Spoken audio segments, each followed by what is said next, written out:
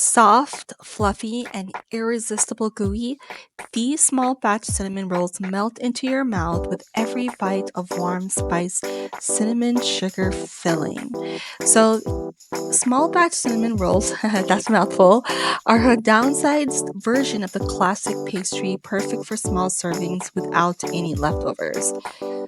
This dough is soft and buttery, rolled with a generous coating of cinnamon sugar, and baked in a small dish until golden brown. Now, you might be asking, why would I need a small batch of cinnamon rolls?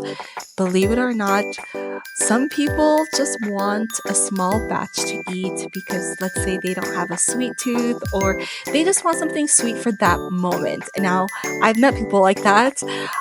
I don't know why they're like that. Let me know if you are more of a savory type of person who don't really care for sweets, so you just need a small batch.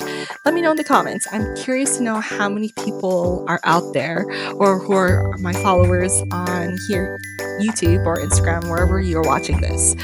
So, anyway, I hope you guys enjoyed the recipe. I'll see you next time.